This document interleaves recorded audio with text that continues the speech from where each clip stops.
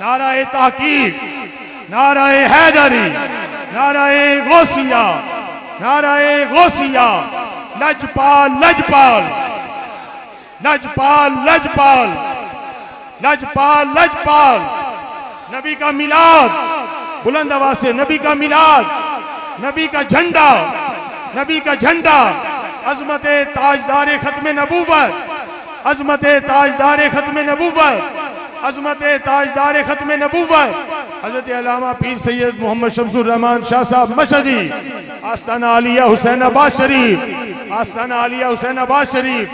یہ ایک پیغام ہے 26 نومبر کو جامعہ مسجد بلال میں پیر سید علی سجاد حضرت شاہ صاحب آستانہ عالیہ کیلم والا شریف آپ خطاب فرمائیں گے، اور 27 کو پیر سید عظمت علی شاہ صاحب جامعہ مسجد نقشبندیہ مجددیہ حافظ آباد روڈ پر ظہر کی نماز کے بعد خطاب فرمائیں گے۔ شرکت فرما کر ثواب دارین حاصل۔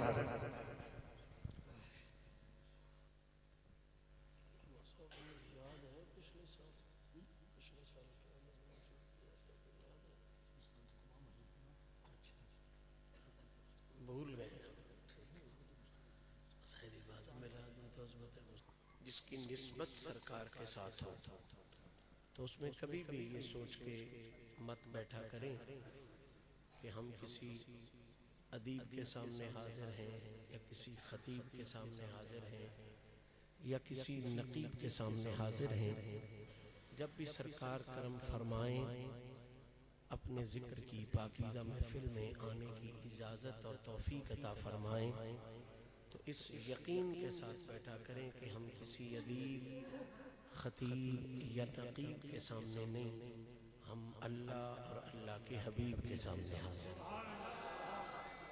اسی حاضری اور حضوری والی کیفیت میں آ کے آپ درود شریف کا نذرانہ پیش فرمائیں۔ اسی خوبصورت صدا میں میں اپنی نوکری کا آغاز کروں گا۔ الصلاۃ والسلام۔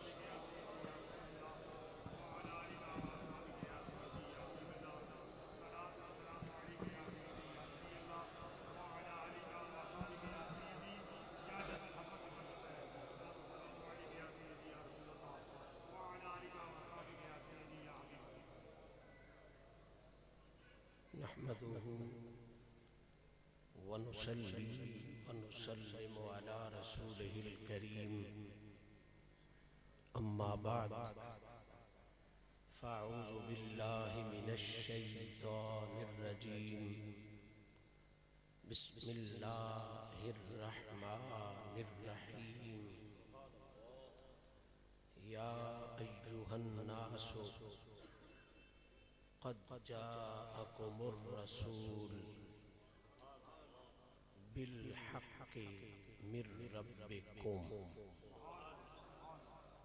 صدق اللہ العلی العظیم وصدق رسولہ النبی الکریم ونحن علی ذلک لمن الشاہدین والشاکرین والحمد للہ رب العالمین۔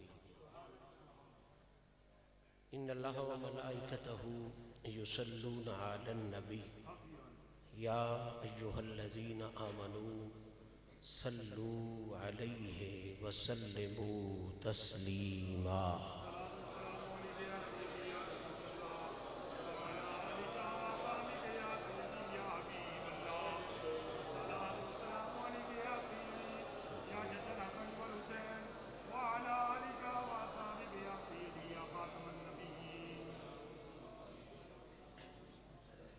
مالک حقیقی کا بے انتہا احسان ہے کہ اس نے اپنے محبوب کریم علیہ الصلاۃ والتسلیم کے پاکیزہ توسل اور اپنے پاکیزہ بندوں کی پاکیزہ نسبتوں کا صدقہ ہم جیسے عاجزوں اور خطاؤں کو ایک مرتبہ پھر خیر محمد کے قدموں میں بیٹھ کے ذکر محمد کی سعادت سے فیض یاب ہونے کا شرف نصیب فرمایا۔ دعا ہے رب العزت اس پاکیزہ محفل کو سجانے والوں، اس پاکیزہ محفل میں دور و نزدیک سے تشریف لانے والوں पंडाल का हुस्न बढ़ाने वालों, स्टेज की जीनत में इजाफा फरमाने वालों, मुझ निकम्मे समेत हम सबको हुजूर की इज्जतों का सदका इस जहान में भी इज्जतों से सरफराज फरमाए, अगले जहान में भी इज्जतों से सरफराज फरमाए। और मेरा मेहरबान रब अपनी मेहरबानियों का सदका, आका करीम के हुस्न बेमिसाल की ताबानियों का सदका हम सबको आका पाक की वफादारी वाला कौल भी नसीब फरमाए। और इससे बड़ी दुआ कोई हो ही नहीं सकती कि हम सबको आका पाक की वफादारी वाला हाल भी नसीब फरमाए। मौजूद सामीन, आज की इस खूबसूरत नशिस्त में जिसे महफिले मीलाद मुस्तफ़ा का उन्वान नसीब है, आका करीम अलैहिस्सलातु व तस्लीम की बारगाह में सलामी और गुलामी पेश करने के लिए जिस खूबसूरत मौजू को मैं शुरू करने का शर्फ हासिल कर रहा हूँ, वो मौजू अगर दो जुमलों की बंदिश में बांधा जाए तो आज से जिस मौजू का हम आगाज कर रहे हैं वो मौजू ये है कि अल्लाह की बेमिसलो बेमिसाल किताब, ला रैबो बेऐब किताब, अफजलो आला किताब, कुरान मजीद की रोशनी में आका करीम के कसीदे क्या हैं और उन कसीदों के हवाले से हम वलियों के गुलामों सुन्नियों के अकीदे क्या हैं।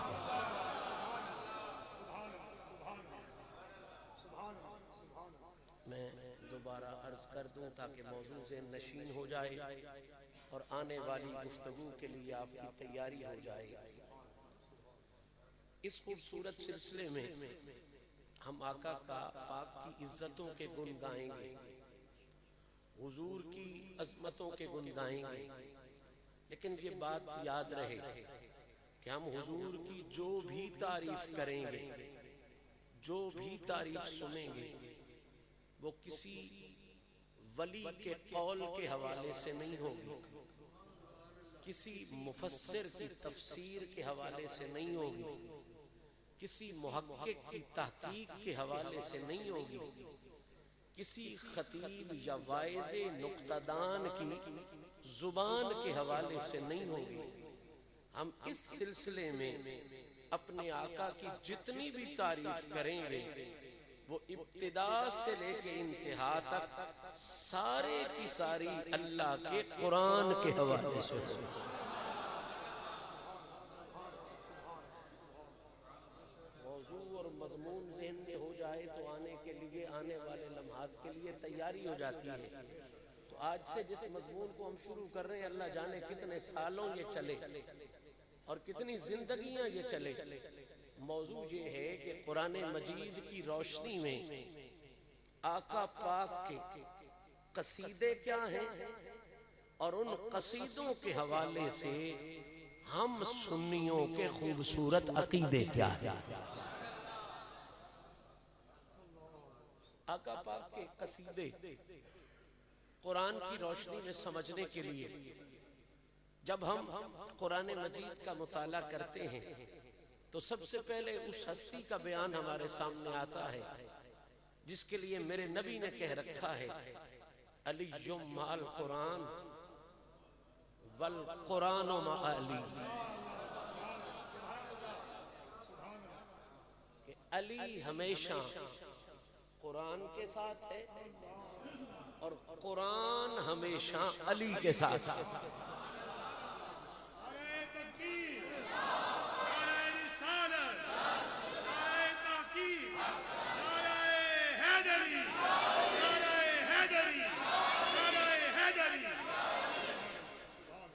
अली हमेशा कुरान के साथ, قرآن ہمیشہ بہت نفیس جملے اس کی تشریح میں بولے جا سکتے ہیں، صرف اتنا اشارہ کر دینا ضروری سمجھتا ہوں کہ یہ سنگت کسی انسان نے، کسی ادیب یا خطیب نے نہیں بنائی، علی اور قرآن کی سنگت اللہ کے حبیب نے بنائی۔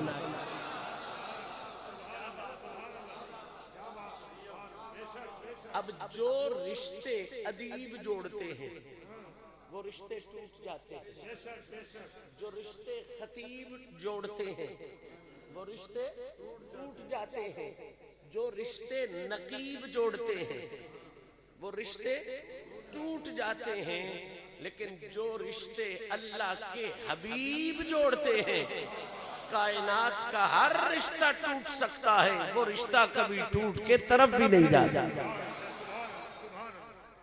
علی پاک کا اور قرآن پاک کا رشتہ اللہ کے حبیب نے جوڑا ہے۔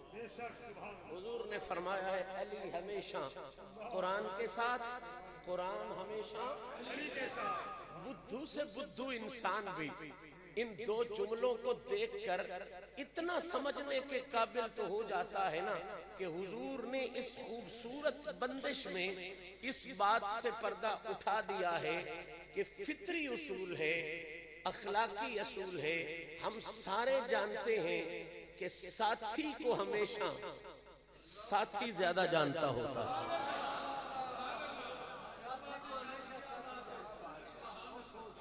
بیلی کو ہمیشہ، آج ہم بڑے معزز بن کے بیٹھے ہوں، ویس کوٹے پہن کے، بڑے بڑے کوٹ پہن کے، اور سامنے ہمارا وہ بیلی آ جائے جس کے ساتھ ہم چھوٹے ہوتے ہوئے بنٹے کھیلتے تھے، کچھا پہن کے گلیوں میں بھاگتے تھے، جتنے بھی مہذب بنے بیٹھے ہوں، اس کے سامنے کوئی بات کرے تو وہ کہے گا نہیں میں بڑا چنگی طرح جانتا ہوں، میرا یہ لنگوٹیا یار ہے، میرا یہ بہت پرانا بیلی ہے، میرا یہ بہت پرانا ساتھی ہے، میں اس کی اداؤں کو جانتا ہوں، میں اس کی حرکتوں کو جانتا ہوں۔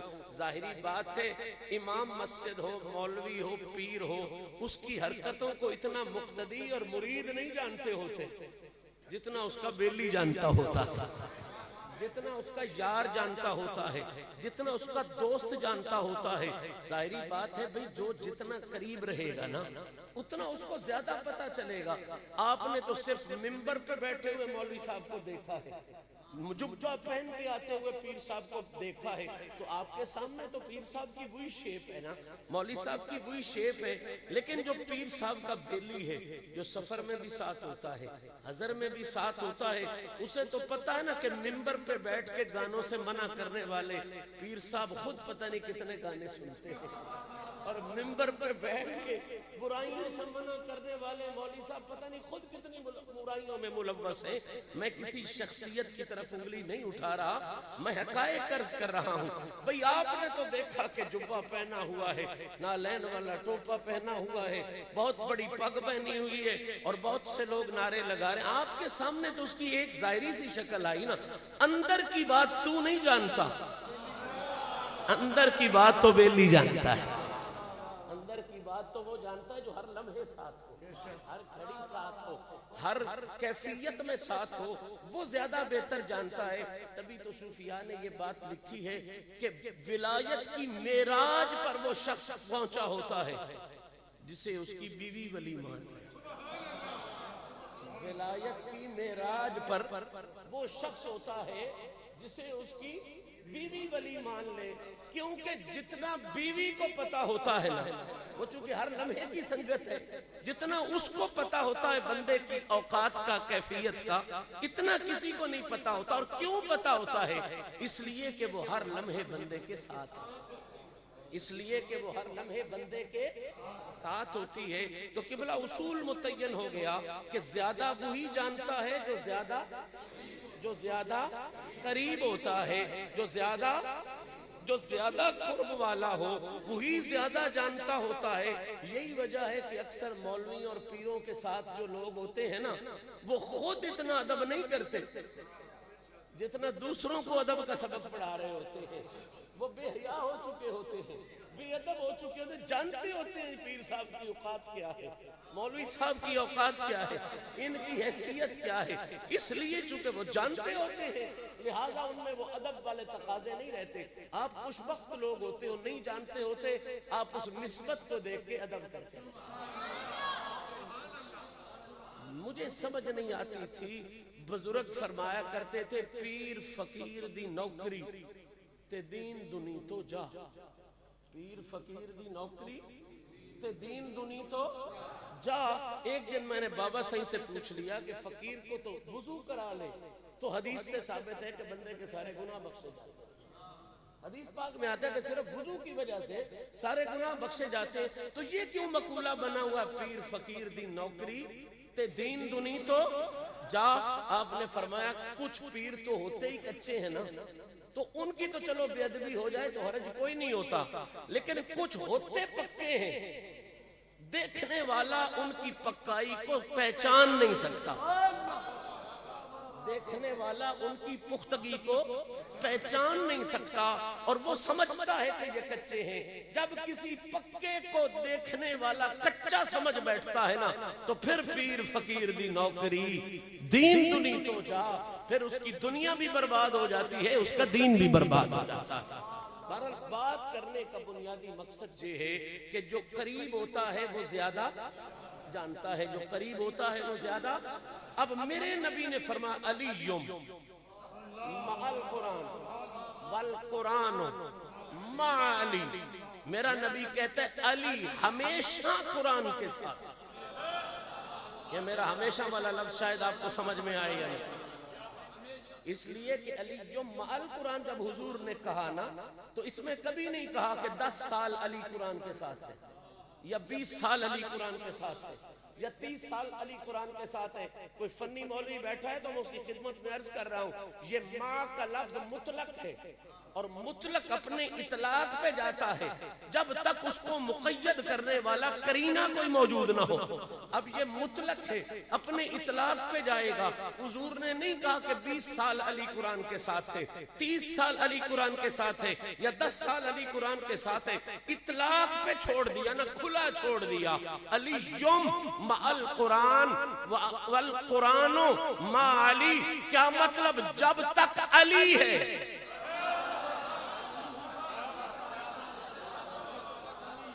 جب تک علی ہے یہ قرآن کے ساتھ ہے، اور جب تک قرآن ہے یہ علی کے ساتھ۔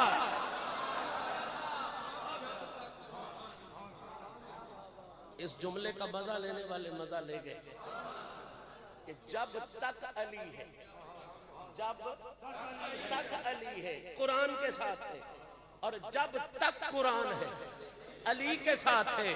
کوئی بے غیرت ملا کہے کہ علی تو نجف میں آرام فرما ہے، علی تو فلاں ہجری میں معاذ اللہ فوت ہو گئے، مر گئے، تو میں قرآن پڑھوں گا وہ اندھے ملا۔ اللہ کہتا ہے ولی نہیں مرتا۔ اللہ کیا کہتا ہے؟ ولی نہیں مرتا۔ ولی من عمل صالحا من ذکر او انثى وهو مؤمن فلنحيينه حیاتا طیبا۔ اللہ کہتا ہے ولی نہیں مرتا، ولی نہیں مرتا۔ اور بغیرت سوچ تو صحیح، جب علی کا نوکر ولی نہیں مرتا تو ولیوں کا پیر علی کیسے؟ نعرہ تکبیر، نعرہ رسالت، نعرہ تحقیق، نعرہ حیدری، نعرہ حیدری، نعرہ حیدری۔ مسلک حق اہل سنت و جماعت حضرت علامہ پیر سید شمس الرحمان مشہدی صاحب، لجپال لجپال لجپال لجپال، آستانہ علیہ حسین آباد شریف۔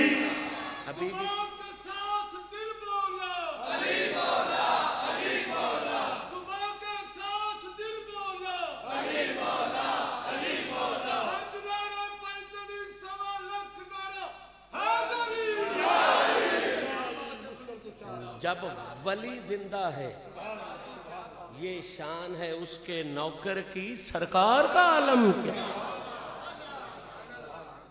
یہ میرا فیصلہ نہیں ہے، یہ کسی میرے دور کے مفسر محقق خطیب کا فیصلہ نہیں ہے، حضرت مجدد الافسانی۔ چشتی تو ویسے ہی مانتے ہیں نا، قادری تو ویسے ہی مانتے ہیں، نظامی تو ویسے ہی مانتے ہیں، کیونکہ ان کا تو پہلا پیر علی ہے۔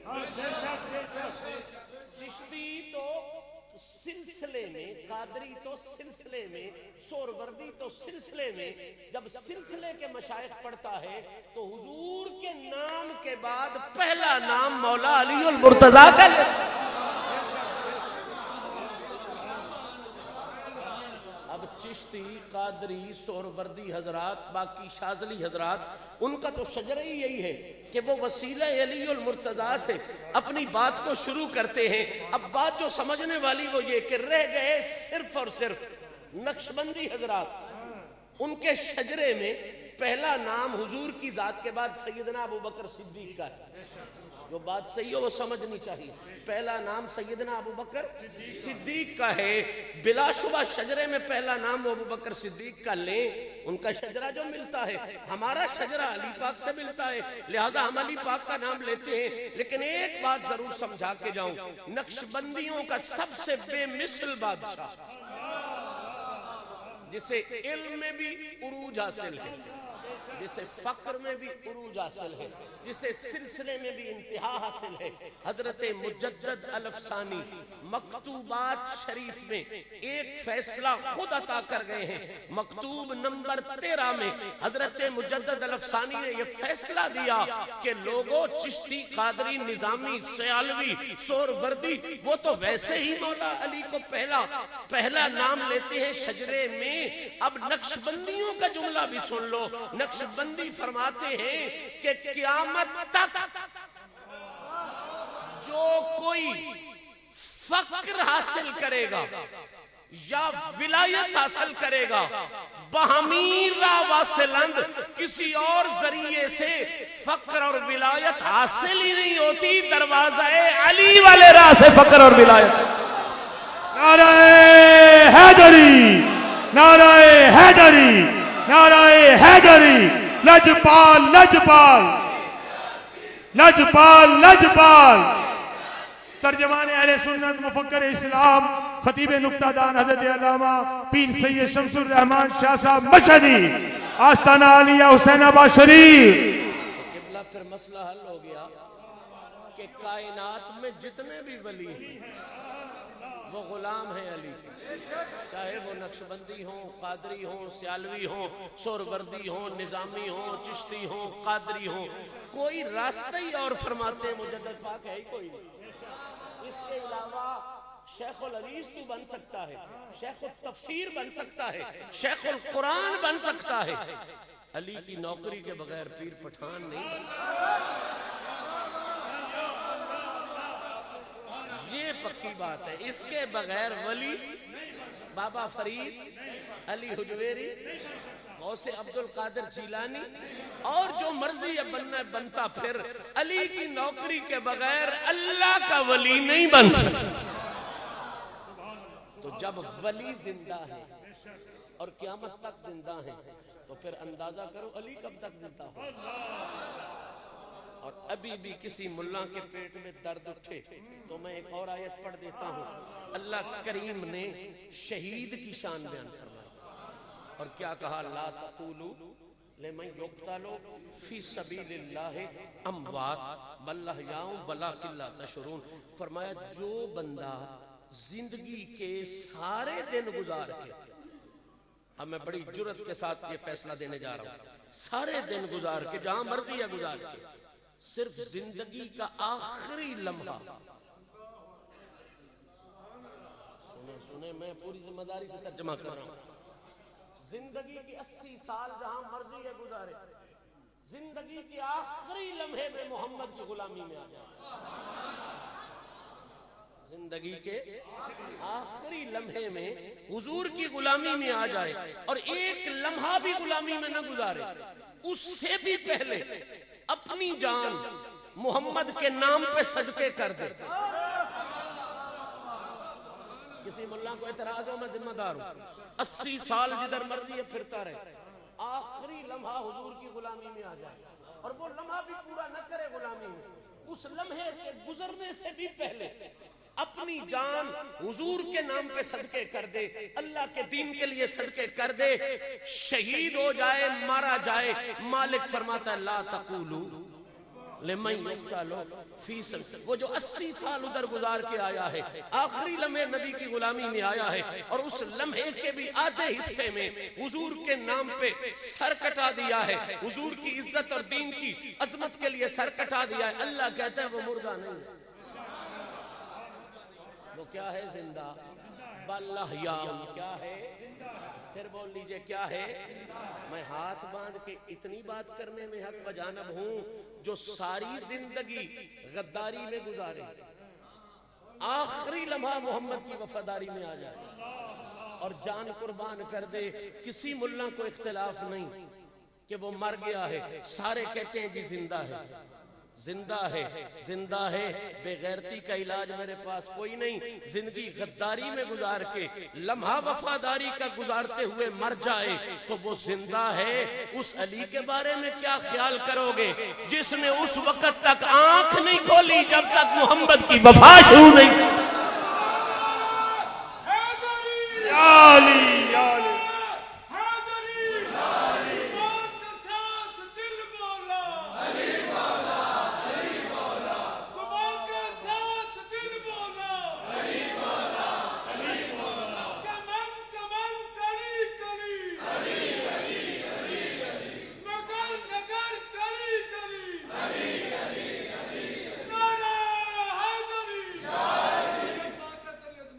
میں پھر آپ کے ذہن کو روکوں گا، پھر آپ کے ذہن کو روکوں گا، پھر روکوں گا۔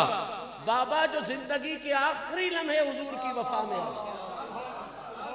آخری لمحے حضور کی وفا میں آ جائے، نام حضور کے نام پہ سر کٹا دے، وہ زندہ ہے۔ وہ کیا ہے؟ تو علی وہ ہے جو آخری لمحے نہیں آیا۔ علی وہ ہے جو آخری لمحے نہیں آیا، جس نے پہلے لمحے سے محمد کی وفاؤں کا اعلان کر دیا۔ اب ایک جملہ اور آپ کے ذہن میں رکھوں اور مسئلہ بالکل کھل جائے۔ اسی مقام پر اللہ کیا فرماتا ہے؟ جو اس طرح مارے جائیں وہ کیا ہیں؟ زندہ۔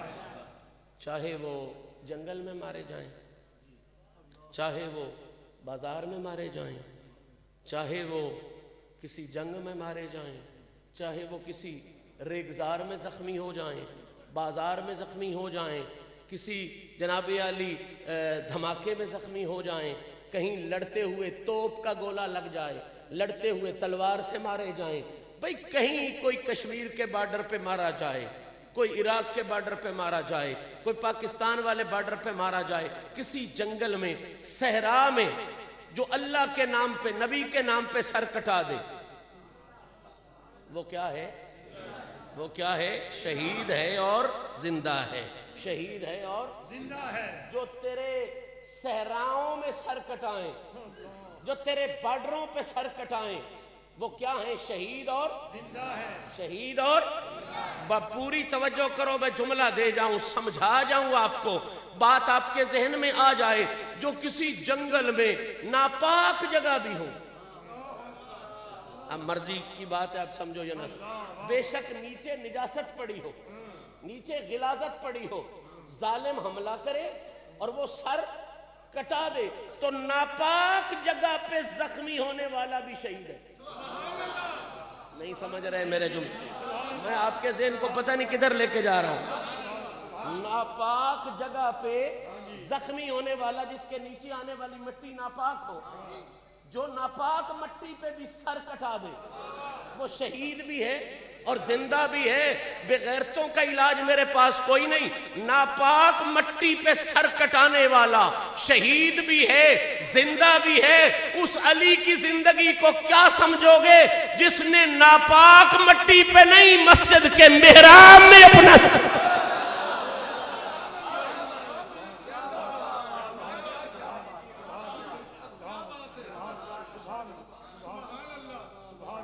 محراب مسجد میں جس نے نبی کے نام پہ، دین کی عزت پہ سر کٹایا، اور وہ کیا رنگ تھا، کیا انداز تھا، مجھے اس تفصیل میں جانے کا نہ وقت ہے نہ ضرورت ہے. مجھے بس افتخار عارف کا ایک جملہ یاد آ گیا ہے اس زخم میں اور کربلا والے سجدے والے زخم. بس وہ جملہ میں آپ کے ساتھ شیئر کروں گا. بات ادھر بھی سجدے میں مکی، بات ادھر بھی سجدے میں ہی مکی. افتخار عارف نے کمال کا جملہ کہہ دیا، کہتا ہے کربلا کی خاک پر کیا آدمی سجدے میں ہے. کربلا کی خاک پر کیا آدمی سجدے میں ہے. موت رسوا ہو چکی ہے، زندگی سجدے میں ہے.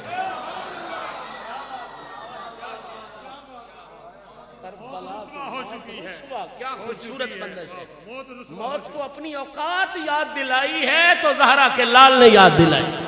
حسینیت، حسینیت، حسینیت، شہیدان کربلا، مفکر اسلام حضرت علامہ شمس الرحمان مشہدی صاحب، مسلک اہل سنت و جماعت. مسکرایا موت کی آنکھوں میں آنکھیں ڈال. موت بھی بڑی آکر خان بنی پھرتی تھی کہ میں آؤں تو بڑے بڑوں کے چہرے سیاہ ہو جاتے ہیں. موت کو اس کی اوقات کا پتہ بتایا ہے تو علی اکبر کے بابے نے بتایا ہے. تیری یہ اوقات ہے، تیری یہ حیثیت ہے. ادھر آ ستمگر ہنر رازمائے. موت کو للکار کے کہا تو تیر آزما ہم جگر آزما. کربلا کی خاک پر کیا آدمی سجدے میں ہے. اور موت رسوا ہو چکی ہے.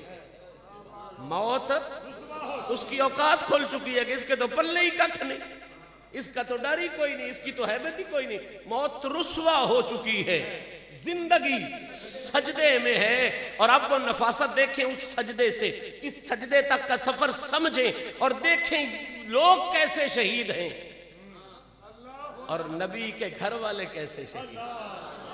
فرق تھا آپ کو سمجھ میں آ جائے گا. ارے لڑتے ہوئے سر کٹانا یہ ہر شہید کا کام ہے، لڑ کے پھر بھی سجدے میں سر کٹانا یہ نبی کے بچوں کا کام.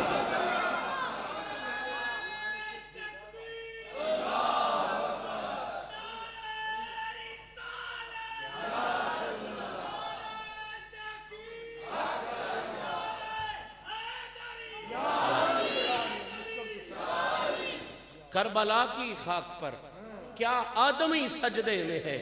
موت رسوا ہو چکی ہے، زندگی. اور میں جب بھی یہ شعر پڑھتا ہوں وعید آ جاتا ہے. کمال اس بندے نے سوچا ہے اور کمال اس نے نسبت پیدا کی ہے.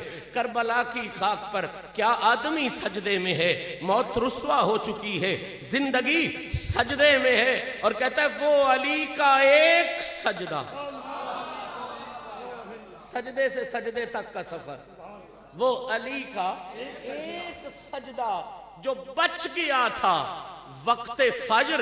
فاطمہ کا لال شاید اب اسی سجدے.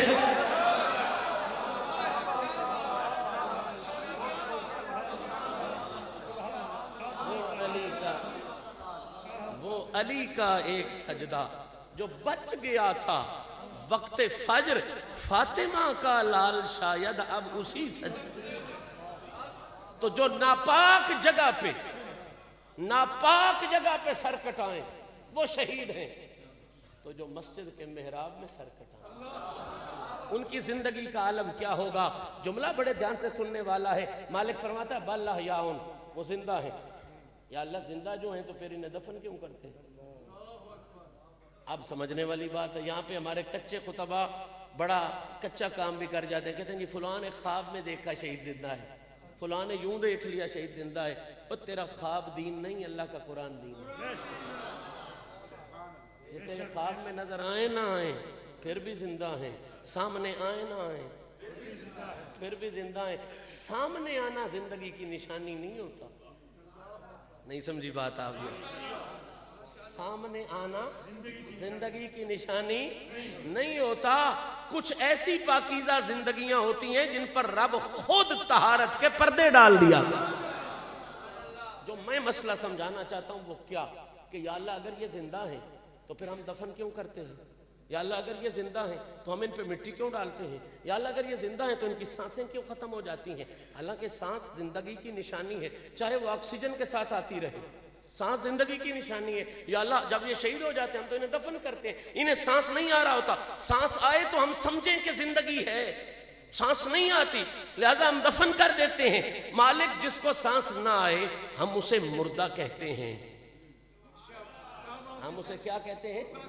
اور مالک انہیں سانس نہیں آتا تو پھر بھی انہیں زندہ کہتا ہے، سانس نہیں آتا پھر بھی انہیں، وجہ کیا ہے؟ ہم اسے مردہ کیوں کہتے ہیں؟ مالک تو زندگی کیوں کہہ رہا ہے؟ اب اس کا جواب اگلے لفظ میں ہے، فرمایا وَلَٰكِن لَا تَشْعُرُونَ، ہیں وہ زندہ، ہیں وہ زندہ، لیکن پرابلم یہ ہے کہ تمہاری سری چھوٹی ہے۔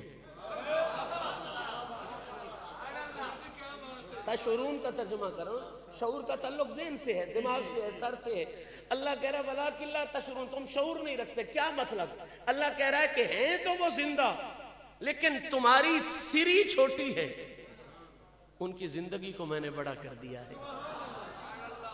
اب تھوڑے سے برتن میں بڑا مال، تھوڑے سے برتن میں بڑا مال، جتنا وہ مال ہے اتنا برتن لا، جتنا وہ مال ہے اتنا برتن، اگر چھوٹا برتن لائے گا تو بڑا مال اس میں، بس یہی پرابلم ہے تیرا، یہی پرابلم ہے میرا، ہیں وہ زندہ، کیونکہ اللہ جو کہہ رہا ہے اللہ بہتر جانتا ہے یا ہم بہتر جانتے ہیں وہ زندہ، بس پرابلم یہ ہے کہ ہماری سری ہے چھوٹی، سری ہے چھوٹی اور ان کی زندگی ہے بڑی۔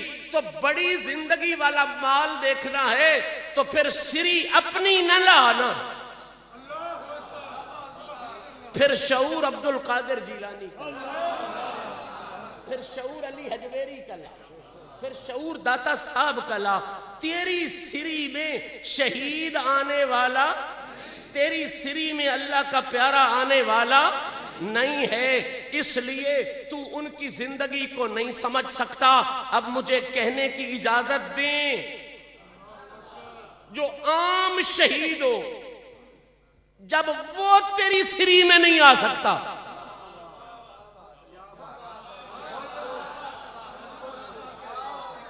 جو عام شہید ہو جب وہ تیری سری میں نہیں آ سکتا تو پھر علی تیری سری میں کیسے؟ اور جب علی تیری سری میں نہیں آ سکتا تو نبی تیری سری میں کیسے آ سکتا؟ بات میری وہیں کی وہی کھڑی ہے، علی مع القرآن والقرآن مع علی۔ اب آپ کے ذہن میں ایک تصویر بن گئی نا، ایک پورٹریٹ بن گیا کہ جب تک علی ہے تب تک قرآن علی کے، اور جب تک قرآن ہے تب تک علی بھی اس کے۔ اور نہ بھی پڑھو، صرف یہ حدیث پڑھ لو، تمہیں قرآن کی شان بھی سمجھ میں آ جائے گی، حسین کے بابا کی شان بھی سمجھ میں آ جائے گی۔ نبی نے علی مع القرآن والقرآن مع علی کہہ کے اسی راز سے تو پردہ اٹھا دیا۔ بے وقوف مت بننا، جھلے مت بننا، جب تک قرآن ہے تب تک علی یعنی ولیوں کا سلطان بھی ہے، اور جب تک علی ولیوں کا سلطان ہے تب تک ہی یہ اللہ کا قرآن بھی ہے۔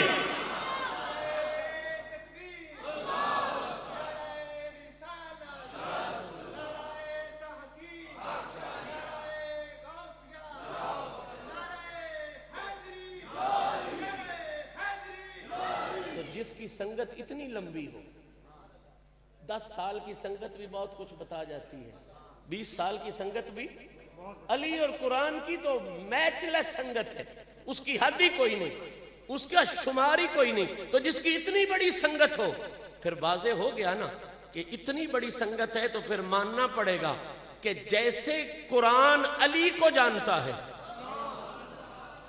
مرضی والے ہو، میں نے پہلے کہا تھا نا ساتھی ساتھی کو جانتا ہوتا ہے، اب جیسے قرآن علی کو جانتا ہے کوئی اور ویسا جان نہیں سکتا، اور جیسے علی قرآن کو جانتا ہے کوئی اور ویسا قرآن کو بھی جان۔ علی مع القرآن والقرآن ما، تو یہی خوبصورت حدیث قیامت تک فیصلہ دے رہی ہے.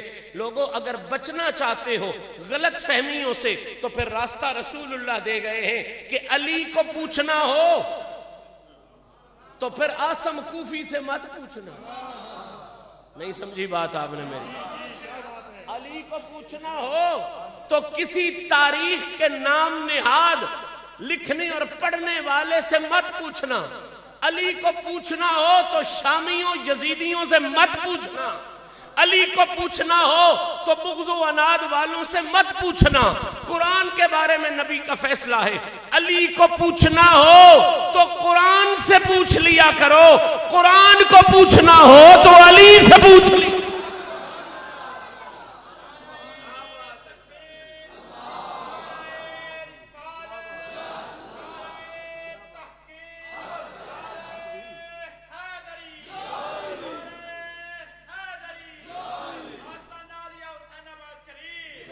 میں شاید آج اپنا مضمون شروع نہ کر سکوں، لیکن میں بنیاد ایسی باندھ جاؤں کہ اس مضمون کے لیے آپ کی مکمل تیاری ہو جائے گی.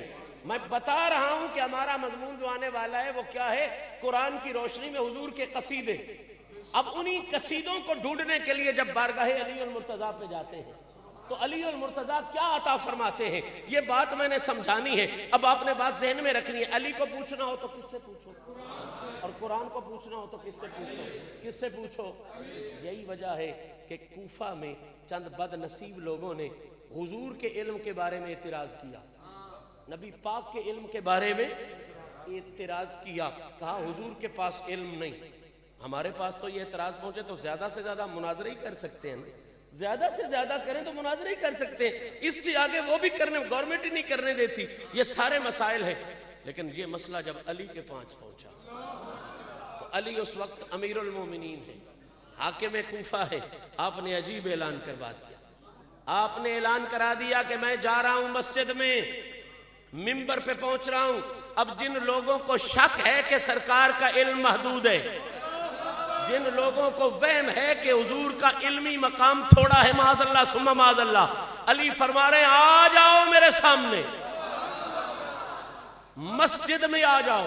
میں منبر پہ جا رہا ہوں اور کروں گا کیا؟ فرمایا مولا علی پاک نے تمہارے سامنے میں کھڑا ہوتا ہوں. پنجابی میں ترجمہ کروں تو مزہ زیادہ آئے گا. مولا علی فرماتے ہیں جن جن کو حضور کے علم پہ شک ہے آئے میرے سامنے. تو اڈی بوتھی تے ہے.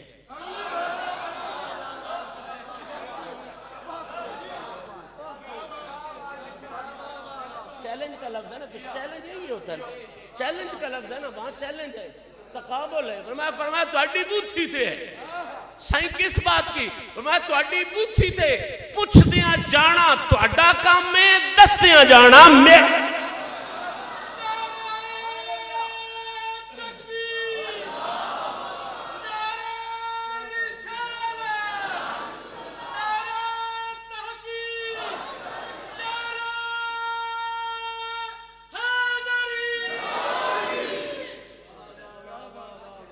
اور پھر آپ نے اتنا کھلی بات چھوڑ دی، اتنی کھلی بات چھوڑ دی، اتنی کھلی بات چھوڑ دی. یہ نہیں کہا کہ صرف زمین کی باتیں پوچھو، دین کی باتیں پوچھو، فلاں کتاب کی باتیں پوچھو. فرمایا سلونی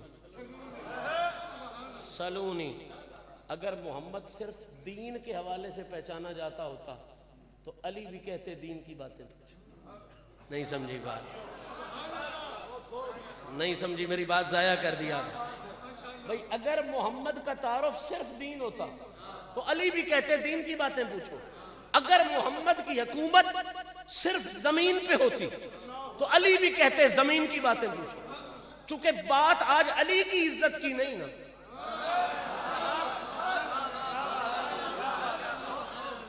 آج بات علی کی عزت کا تو معاملہ ہی نہیں، علی کی عزت کی تو بات ہی نہیں. آج بات ہے نبی کی عزت کی. اس لیے علی نہیں کہہ رہے کہ دین پوچھو، یہ نہیں کہہ رہے کہ زمین پوچھو، بلکہ کہتے ہیں سلونی. اوے اللہ کی مخلوق میں جو مرضی ہے پوچھو. سلونی، جو مرضی ہے، جو مرضی رہی ہے. علی کا یہ اعلان ہی بتا گیا کہ علی کا عقیدہ یہ تھا محمد کی حکومت اللہ نے صرف زمین یا آسمان پر نہیں رکھی, اللہ نے وہ شے ہی کوئی نہیں بنائی جس پر محمد کی حکومت جاری نہیں تھی.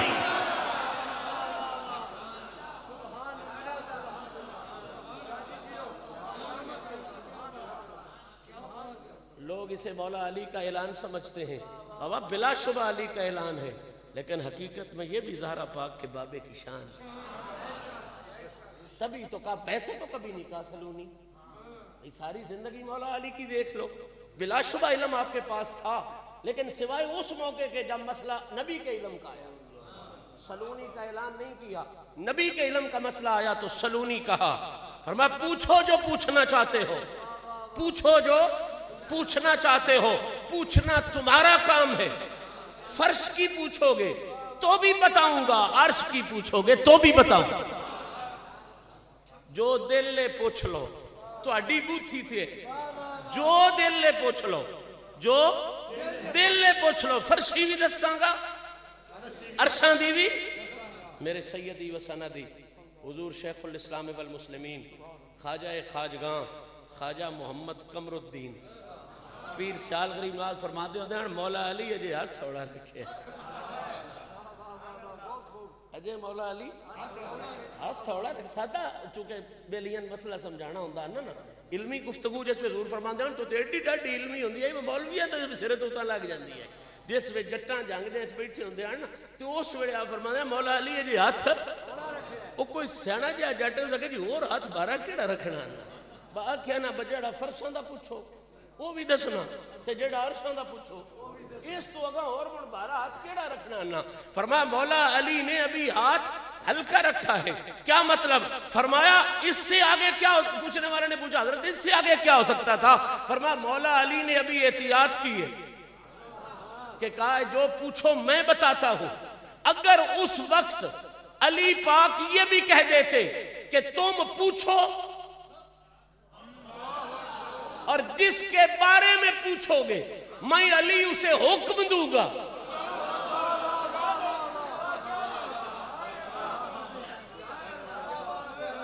ابھی مولا علی نے احتیاط کی ہے, ابھی مہربانی کی تھی, ہاتھ تھوڑا رکھے ہے.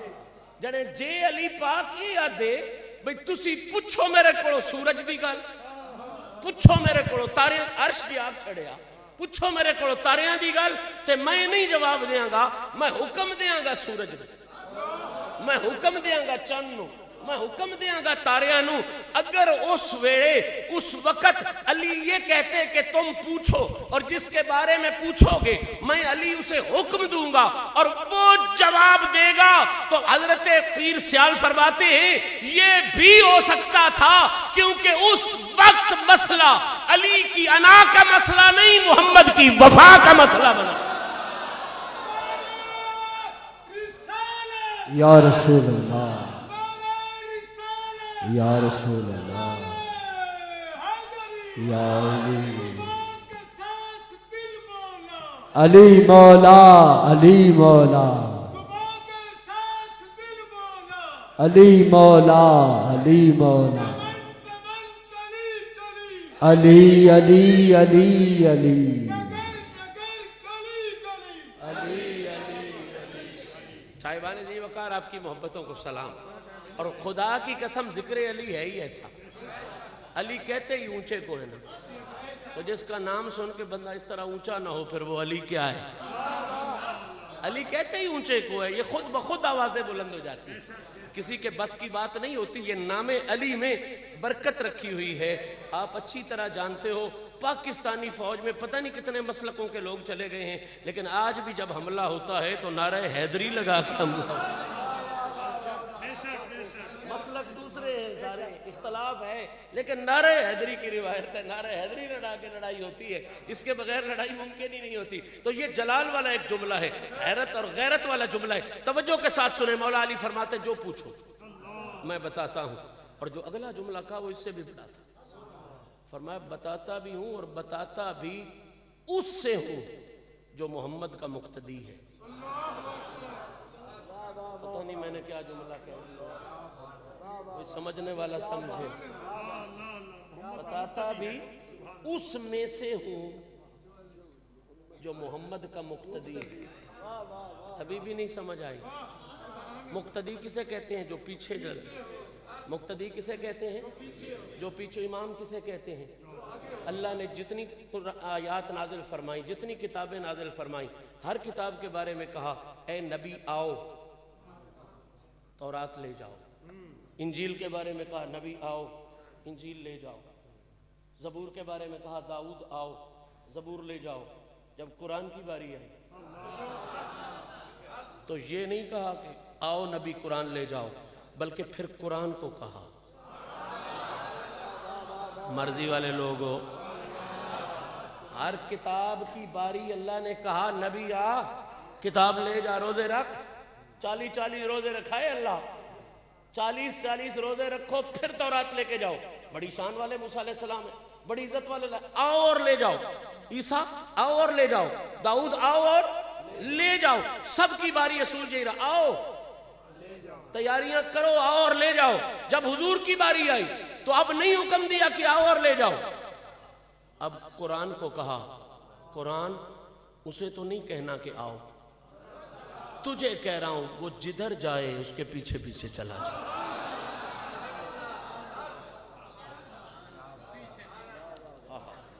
मैं जिम्मेदार हूं इस जुमले का। अल्लाह ने कुरान को हुक्म दिया कि उसे बुला के नहीं देना, वो जिधर है तू उधर चला जा। या अल्लाह कैसे? फरमाया अगर वो मक्के में बैठा है ना तो बुलाना नहीं, उसके पीछे चला जा। अगर बदर में चला गया है ना तो यार को डिस्टर्ब नहीं करना बुला के, हाय हाय पीछे चला जा। यार ओहद में है ना मसरूफ है अपने काम में, किसी गार में नहीं बुलाना, पीछे चला जा। यार खंदक में है ना अपने काम में मशगूल है तो अलहदा नहीं बुलाना, क्यों? पीछे चला जा। और तो और मैं कुरान की आयत पढ़ सकता हूं, मेरा नबी बाजार में है, अल्लाह ने फरमाया यार बाजार में है, यहां भी डिस्टर्ब नहीं करना, तू यार के पीछे चला जा। बदर में पीछे चला जा, ओद में पीछे चला जा, खंदक में पीछे चला जा, गार में पीछे चला जा, बाजार में। और हद हो गई, मेरा महबूब अपनी किसी पाकीज़ा ज़ौजा के हुजरा में बिस्तर पर आराम हो गया है, यहां भी बेआराम नहीं करना कि थोड़ा बाहर ही बुला लो, नहीं नहीं वही हुजरे में चल।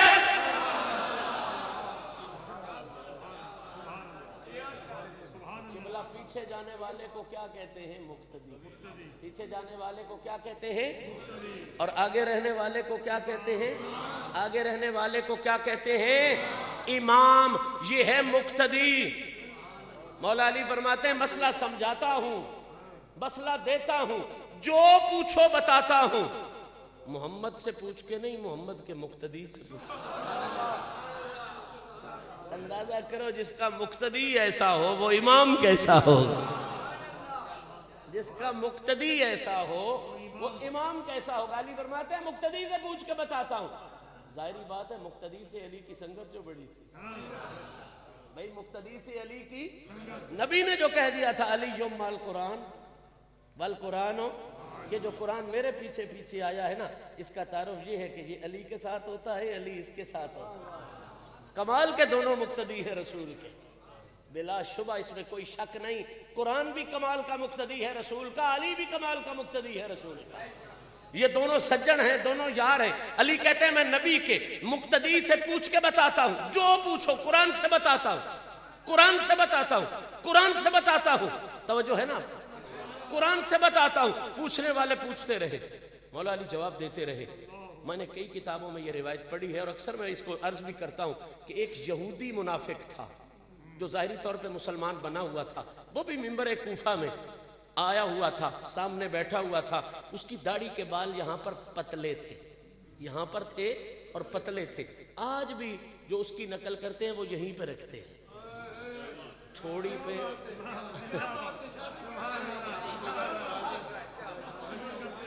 आज भी जिनका शजरा उस यहूदी से मिलता है ना, वो चाहे किसी मुल्क के बादशाह ही क्यों न बना दिए जाए, वो किसी کسی ملک کے بادشاہی کیوں نہ بنائے جائیں، وہ بادشاہی کی طرف نہیں دھیان کرتے، اپنی نسل یہودی کی طرف دھیان رکھتے ہیں۔ ہماری پہچان سلام یہیں پہ داڑھی رکھتے ہیں، یہیں پہ، وہیں پہ اس کی داڑھی تھی اور وہ بھی پتلے بال تھے۔ اس نے کہا جناب آپ تو سارے سوالوں کا جواب رسول اللہ کے مقتدی سے پوچھ کے دے رہے ہیں، اب مجھے بتائیں میں بھی سوال کروں، مجھے بھی اسی مقتدی سے پوچھ کے عطا کریں گے؟ علی پاک نے فرمایا ہاں تو بھی کر لے۔ اس نے کہا جناب میں پوچھنا یہ چاہتا ہوں کہ چلو آسمان کی باتیں تو قرآن بیان کرتا ہے، سورج کا چلنا تو قرآن بیان کرتا ہے، ستاروں کی گردشیں تو قرآن بیان کرتا ہے، نظام کائنات تو قرآن بیان کرتا ہے، لوگ پوچھتے رہے آپ بتاتے رہے، میرا بڑا عجیب سا سوال ہے۔ ہم نے کہا تو عجیب کر یا غریب کر، میں نے کہہ جو دیا ہے کہ پوچھنا تیرا کام ہے، نبی کے مقتدی سے بتانا میرا کام ہے۔ اس نے عجیب سا سوال، واقعی عجیب سا سوال ہے، اس نے کہا جناب میرا سوال یہ ہے کہ میری یہ داڑھی ہے اور اس کے بال ہیں پتلے، اور آپ کی چونکہ داڑھی مبارک بھاری تھی، حضرت مولا علی پاک کی داڑھی مبارک کھری تھی، اس نے کہا جناب میری پتلی ہے آپ کی گھنی ہے، آپ کی بھاری ہے، مجھے یہ مسئلہ نبی کے مقتدی سے پوچھ کے دو کہ میری پتلی کیوں ہے اور آپ کی یہ مسئلہ بتائیں، اور ذرا مسئلہ نہیں بتانا، بتانا بھی قرآن سے ہے، باہر جانا بھی نہیں۔ شروع سے ان منافقوں کی عادت یہ ہے جس بات سے تکلیف ہوتی ہے وہ کہتے ہیں قرآن سے نکال کے دکھاؤ۔ آج کل آپ کو بھی بڑا پکڑتے ہوں گے کہ میلاد دے جلسے قرآن چو کٹ کے دکھاؤ، میلاد آدھے نہیں، میلاد دے جلسے قرآن چو کٹ کے دکھاؤ۔ اس سے پتہ نہیں چل جاتا کہ ان کا شجرہ کہاں پہ مل رہا ہے، شجرہ ان کا کہاں پہ مل رہا ہے۔ 1400 سال پہلے اگر داڑھی کے مسئلے کو پوچھنے کے لیے بھی قرآن کی شرطیں لائیں تو منافق لگاتے ہیں، محمد کے ذکر کے مسئلے کو پوچھنے کے لیے بھی قرآن کی شرطیں لگائیں تو منافق لگائیں۔ اور یاد رکھیں اس وقت بھی داڑھی والا مسئلہ علی نے قرآن سے ہی بتایا، اور آج بھی اگر کسی علی کے ملنگ کے پاس جاؤ تو میلاد کے جلسے والا مسئلہ قرآن سے ہی بتائے، لیکن بتائے گا علی والا، دوسرا کوئی نہیں بتا سکے گا۔ یہ بات اصول کی ہے، چونکہ شجروں کی بات ہے نا، وہ شرطیں لگانے والے یہودی سے تعلق رکھتے ہیں، قرآن سے دکھانے والے علی سے تعلق، دوسرا شجرے والا نہیں جا سکے گا۔ صاحبان ذی وقار اب توجہ فرماؤ، اس نے کہا جناب میری داڑھی پتلی ہے اور آپ کی داڑھی مبارک گھنی ہے، مجھے یہ مسئلہ نبی پاک کے مقتدی قرآن سے بتائیں۔ اب اگر یہ بات تیرے میرے سامنے ہو تو ہم تو پریشان ہو جائیں کہ بھئی ظاہری بات ہے، قرآن تو الوہی علوم دیتا ہے، کائنات ارضی اور سماوی کے نظام دیتا ہے، وہاں کس یہودی کی داڑھی پتلی اور کسی کی داڑھی بھاری کے مسئلے قرآن نے کیا بتانے ہیں؟ وہ تو اصول کی کتاب ہے، بنیادی باتیں دے دیتا ہے، بنیادی فیصلے، پتلی اور بھاری داڑھی والا مسئلہ قرآن کیسے بتائے گا؟ یہ تیرا میرا پرابلم ہے، اس کا پرابلم نہیں جس کے لیے نبی کہے کہ علی کو پوچھنا ہے تو قرآن سے پوچھو، قرآن کو پوچھنا ہے تو علی سے پوچھو۔ یہ تیرا میرا مسئلہ ہے، علی کا مسئلہ نہیں ہے۔ جب اس نے کہا جناب میری پتلی کیوں ہے، آپ کی بھاری کیوں ہے، تو علی پاک مسکرا پڑے، فرمایا کیا جناب یہ میں مسئلہ پوچھنا چاہتا ہوں اور قرآن سے پوچھنا چاہتا ہوں، میری پتلی کیوں ہے، آپ کی بھاری کیوں ہے، تو مسکرا پڑے، فرمایا یہ مسئلہ قرآن میں ہے۔ اب یہ سنتے ہی اس بیچارے کا چہرہ تو فک ہو گیا کہ یار جڑی میں سٹ ماری آئی تو پتہ نہیں کدھر ڈھہ گئی ہے، وہ تو پلے کچھ نہیں رہا۔ اب بے غیرتی والی ہنسی ہنس کے کہتا ہے اچھا جی قرآن میں ہے تو پھر دکھائیں، وہ لانتیا پڑھو ہی بادشاہ، انہیں جی آگ چڑھی ہوئی ہے کہ کچھ بچا لے اپنا آپ، لعنت متھے لکھ دے جی ہے قرآن ہے تو پھر دسو کتھے؟ کہ مولا علی پاک جنہاں نے قرآن نبی پاک کو پڑھے آئی انہاں 8ویں سپارے دی آیت مبارکہ استدلال واسطے پڑھی، فرمایا والبلد الطیب یخرج نباتہ باذن ربہ والذی خبث لا یخرج الا نکدا۔ اوے منافقہ تینوں نہیں پتہ قرآن ونڈ کیتی ہے، جیڑی بھیڑی زمین ہوے او پتلا فصل دیندی ہے، جیڑی چنگی زمین ہوے او بھارا فصل۔ گواہ زمانے کا ہر ولی ہے، گواہ زمانے کا ہر ولی ہے، یارا جدھر بھی دیکھا علی علی ہے نعرہ حیدری، زبان کے ساتھ دل بولا، زبان کے ساتھ دل بولا، زبان کے ساتھ دل بولا۔ اب جو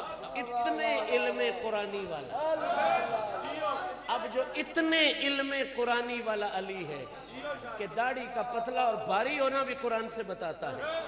بتاؤ اس سے بڑھ کے کوئی قرآنی علم والا ہو سکتا ہے؟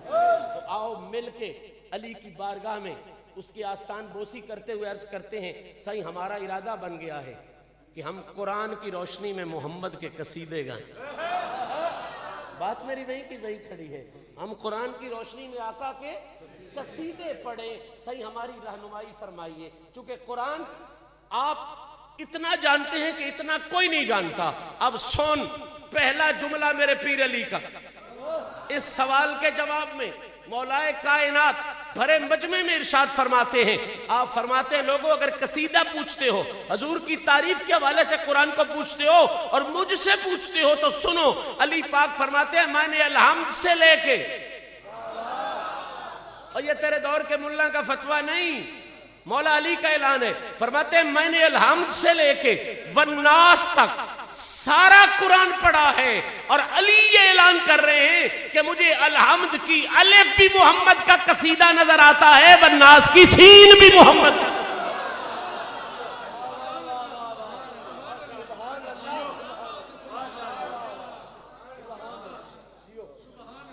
سارا قرآن ہی سرکار کے قصیدے. اور صرف ایک پہلو پہ نہ رہے نا، ہم سنی ہیں، ہماری دونوں آنکھیں سلام. ہم حضور کی اولاد کے بھی غلام ہیں، ہم حضور کی ازواج کے بھی غلام ہیں. دونوں آنکھیں مالک نے ہمیں نصیب فرمائی ہوئی. حضور کی ہر نسبت کی عقیدت ہمیں نصیب ہے. اگر ادھر پھر سنیں، اگر ادھر علی نے یہ فیصلہ دیا ہے. علی کا بھی بڑا تعلق ہے نا قرآن سے بھی اور حضور سے بھی. اب میں دوسری ہستی، میں نے پہلے کہا جس کو جو بیوی سمجھے نا اتنا اور کوئی نہیں سمجھتا. اب میں دوسری طرف جا رہا ہوں. اب حضور کے قصیدوں کے لیے سیدہ عائشہ صدیقہ کی بارگاہ میں ایک بیس بن جائے نا، بنیاد بن جائے، تاکہ آنے والے سالوں میں ہم اس مضمون کو چلا سکیں کہ قصیدے کیا کیا ہیں اور ہمارے عقیدے کیا کیا ہیں. یہ آج فکر ہم نے نہیں پیدا کی، یہ 1400 سال پہلے یہ فکر حضور کی اولاد نے پیدا فرمائی ہے، نبی پاک کی ازواج نے پیدا فرمائی. یہ سیدہ عائشہ کا عقیدہ میں پڑھ رہا ہوں، مولا علی کا نظریہ میں پڑھ رہا ہوں. سیدہ عائشہ صدیقہ سے پوچھا جاتا ہے سیدہ کرم فرمائیے، بتائیے حضور کے اخلاق کیسے تھے؟ حضور کے اخلاق کیسے تھے؟ حضور کا کردار عالی شان کیسا تھا؟ تو سیدہ نے بلاغت کا کمال جملہ ایک ہی ارشاد فرمایا. سیدہ نے فرمایا کانا خلقہ القرآن. بڑی توجہ کے ساتھ یہ سننے والے دونوں جملے ہیں. سیدہ فرما رہی ہیں اگر حضور کے کردار کے بارے میں پوچھتا ہے تو آپ کو اچھی طرح پتہ ہے نا کردار میں صفات آتی ہیں، اخلاق میں بولنا بھی آتا ہے، سننا بھی آتا ہے، سمجھنا بھی آتا ہے، بیٹھنا بھی آتا ہے. جو اچھا بولے یہ بھی اچھا اخلاق ہے، جو اچھا ملے وہ یہ بھی اچھا اخلاق ہوتا ہے، جو وعدہ نبھانا یہ بھی اخلاق ہے، علم کا اچھا ہونا یہ بھی اچھا اخلاق ہے، عمل کا اچھا ہونا یہ بھی اچھا اخلاق ہے، علم اور حوصلے کا ہونا یہ بھی اچھا اخلاق ہے. تو پوچھنے والے نے سوال کیا کہ امی عائشہ حضور کے اخلاق کیسے تھے؟ یعنی اس نے بھی اس لفظ کے پردے میں بہت کچھ پوچھ لیا کہ حضور کا علم کیسا تھا، علم کیسا تھا، حوصلہ کیسا تھا، بولتے کیسے تھے، سنتے کیسے تھے، ملتے کیسے تھے، وعدے کیسے فرماتے تھے. اس نے بھی بڑا کچھ پوچھا. لیکن جواب دینے والے کے بارے میں اگر میں یہ کہوں تو قطعاً مبالغہ نہیں کہ اس لاجواب یار نے ایسا دیا جواب، اب تک جواب بن نہیں آیا جواب کا. پوچھنے والے نے بھی بڑا پوچھا لیکن جواب دینے والی ہستی نے بھی حد فرما دی. اس نے پوچھا حضور کے اخلاق کیسے ہیں، تو سیدہ پاک نے کوئی لمبی چوڑی فہرست نہیں گنوائی کہ اس طرح بولتے تھے، اتنا علم تھا، اتنا علم تھا، اتنا حوصلہ تھا. صرف ایک جملہ کا فرمایا کان خلقہ القرآن. تجھے نبی کا علم پوچھنا ہے نا؟ ہاں سیدہ. فرمایا پھر قرآن دیکھ لے. تجھے نبی کا علم اور حوصلہ پوچھنا ہے نا؟ جی سیدہ. اخلاق پوچھنا ہے؟ فرمایا کان خلقہ القرآن. قرآن دیکھ لے. تجھے حضور کا آنا دیکھنا ہے نا؟ جی سیدہ. کان خلقہ القرآن. قرآن دیکھ لے. نبی کا بولنا دیکھنا ہے نا؟ تو قرآن دیکھ لے. نبی کا دیکھنا دیکھنا ہے نا؟ تو قرآن دیکھ لے. نبی کی گفتار دیکھنی ہے نا؟ تو قرآن دیکھ لے. نبی کی رفتار دیکھنی ہے نا؟ تو قرآن دیکھ لے. سیدہ نے تو فیصلہ ہی کر دیا. فرمایا اے پیارے صحابی سن لے، ایک طرف قرآن رکھ، ایک طرف نبیوں کے سلطان کا اخلاق رکھ، اور فیصلہ سیدہ کا یہ ہے جو حضور کے اخلاق کو بھی بڑا جانتی ہیں، اللہ کے قرآن کو بھی بڑا جانتی ہیں، ان کا فیصلہ یہ ہے کہ جو قرآن کی آیت نظر آئے گی وہ زہرا پاک کے بابا کی عادت نظر آئے گی۔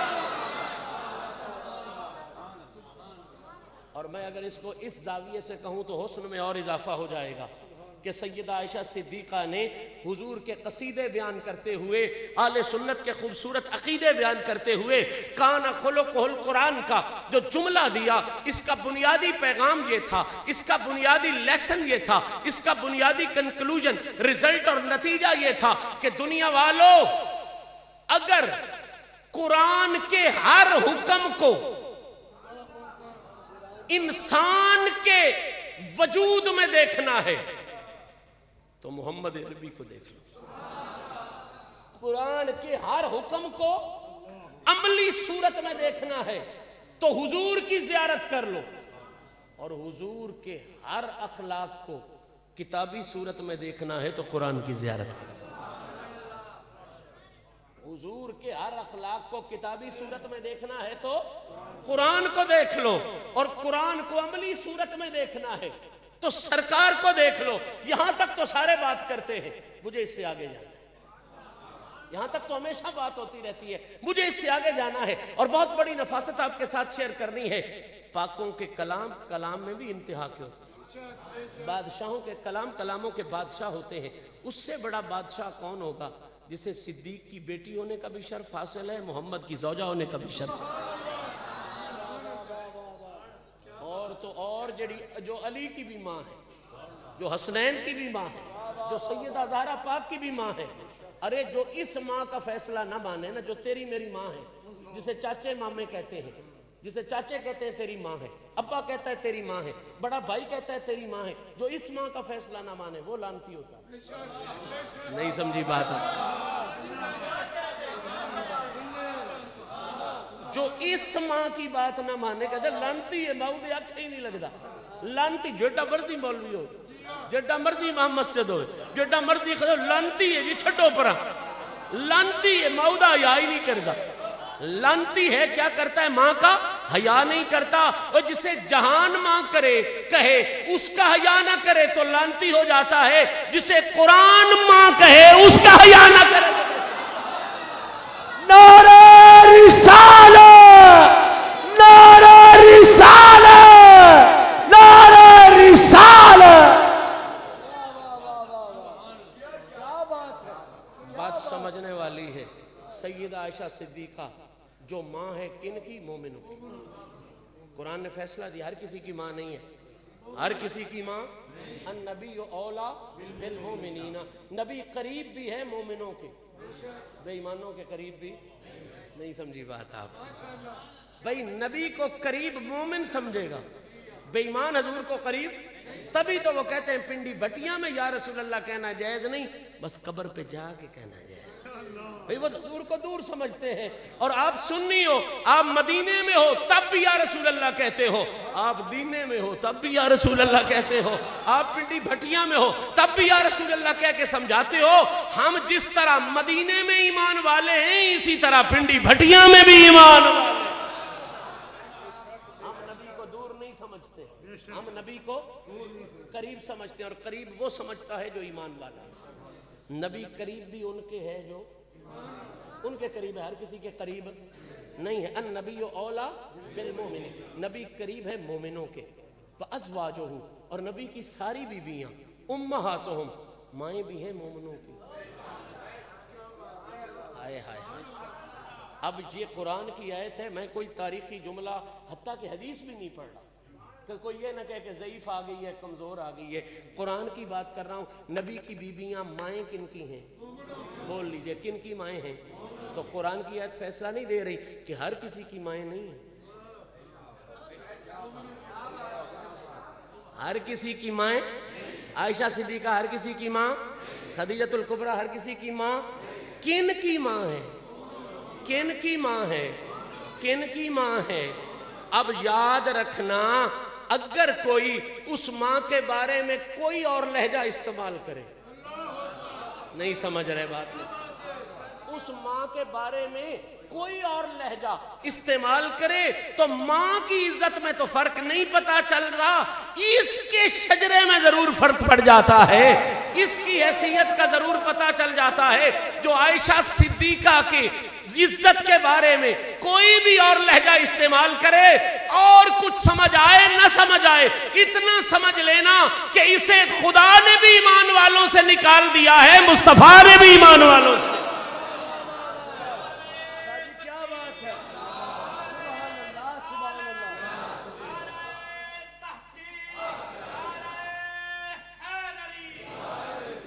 اب سیدہ عائشہ صدیقہ طیبہ طاہرہ رضی اللہ تعالی عنہ نے کیا فرمایا؟ کان خلقہل، کہ حضور کی سیرت کیا ہے؟ حضور کی سیرت کیا ہے؟ اب صرف 2 جملے اور قصیدے والی آغاز ہو جائے گا اسی جملے سے، بلکہ اسی جملے سے آغاز ہو جا رہا ہے۔ سیدہ فرما رہی ہیں حضور کی سیرت کیا ہے؟ ایک دفعہ پھر کہہ لیجئے حضور کے اخلاق کیا ہیں؟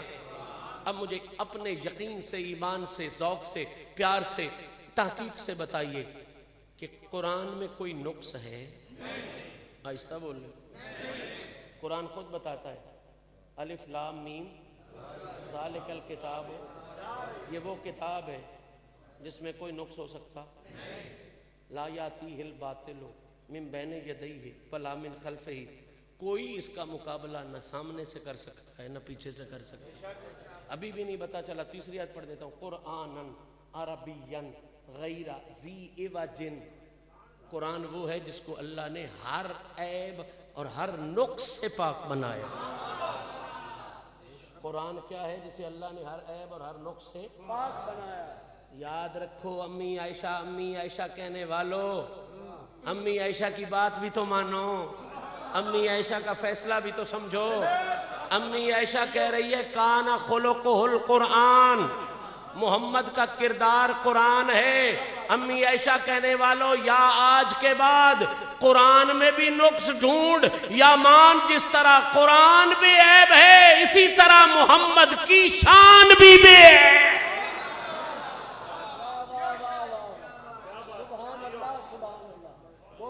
قرآن میں جس طرح کوئی نقص ہو سکتا اسی طرح حضور کی سیرت میں کوئی نقص ہو سکتا، حضور کے کردار میں کوئی نقص ہو سکتا، حضور کے کسی پہلو میں کوئی نقص ہو سکتا۔ میں اکثر سمجھایا کرتا ہوں علم کا تھوڑا ہونا یہ نقص ہوتا ہے۔ شیعہ دیو نیم ملا خطرہ ایمان تے نیم حکیم خطرہ ہے۔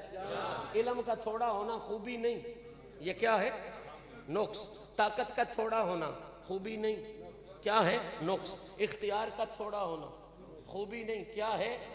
آج کا بے غیرت ملا کبھی کہتا ہے نبی کے پاس علم اتنا تھا، کبھی کہتا ہے جی اختیار اتنا تھا، کبھی کہتا ہے جی طاقت اتنی تھی۔ اور بے غیرت ملا یا امی عائشہ سے بھی دور ہو جا، یہ نعرے لگاتا ہے امی عائشہ، صرف چڑھانے کے لیے لگاتا ہے لوگوں کو۔ اور چڑھانے کے لیے مت لگا، امی عائشہ کا نعرہ محمد کو راضی کروانے کے لیے لگا، دین کو سمجھانے کے لیے لگا، دین کو سمجھانے کے لیے لگا۔ امی عائشہ دین سمجھا کے گئی ہے اس جملے میں، کان خلقہ القرآن، جس طرح قرآن میں کوئی نقص نہیں ہو سکتا بالکل اسی طرح جو ملا کہے کہ حضور کا علم تھوڑا ہے، اور علم تھوڑا ہونا بھی نقص ہے، اختیار تھوڑا ہونا بھی نقص ہے، طاقت تھوڑا ہونا بھی نقص ہے۔ نقص حضور میں ہو نہیں سکتا، یا دور ہو جا ان فیصلوں سے، یا مان کہ جس طرح قرآن ہر نقص سے پاک ہے اسی طرح محمد کی شان بھی ہر نقص۔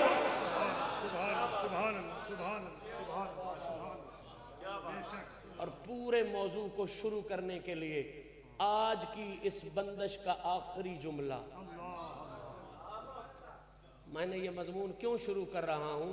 اس لیے کہ یہ مضمون جہان کی طرف سے نہیں آیا، یہ امی عائشہ کے فرمان سے آیا ہے، علی المرتضیٰ کے فرمان سے آیا ہے۔ یہ مضمون پنڈی بٹیاں والوں اس لیے آپ کے پاس شروع کرنے کا آ رہا ہوں، اور انشاءاللہ اللہ تعالیٰ آپ کو بھی صحت زندگی دے، مجھے بھی کریموں کے کرم کا صدقہ بخشے، تو یہ مضمون سننے والا ہے اور بڑا کمال کا مضمون ہے۔ ایک ایک لفظ میں حضور کے کیا کیا قصیدے ہیں، یہ مضمون آئے گا۔ لیکن آخری جملہ آج کے حوالے سے سیدہ عائشہ صدیقہ کا، آپ نے کیا فرمایا؟ کان خلقہ القرآن، حضور کی سیرت کیا ہے؟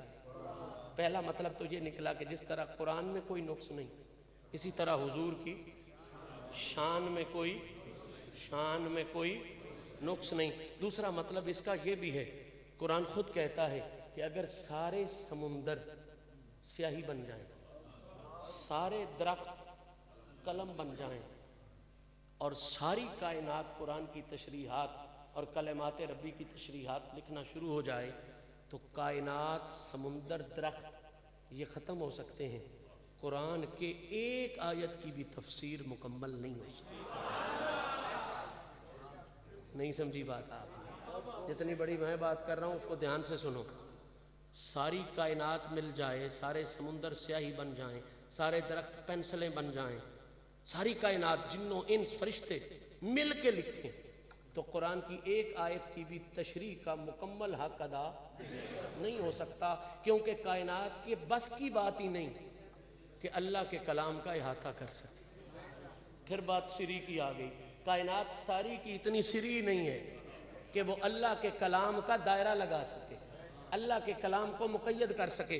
ساری کائنات مل کے جس طرح قرآن کے علوم کا احاطہ نہیں کر سکتی۔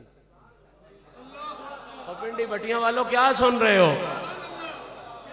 ساری کائنات مل کے قرآن کے علوم کا احاطہ نہیں کر سکتی۔ امی عائشہ بریلوی نہیں تھی، سیالوی نہیں تھی، چشتی قادری نظامی نہیں تھی، یہ تو ہم پہ فتوے لگے، چشتی جو ہے، سیالوی جو ہے، حیدری جو ہے، قادری جو ہے، ارے امی عائشہ یہ کچھ بھی نہیں، یہ تو ان کے غلام ہیں۔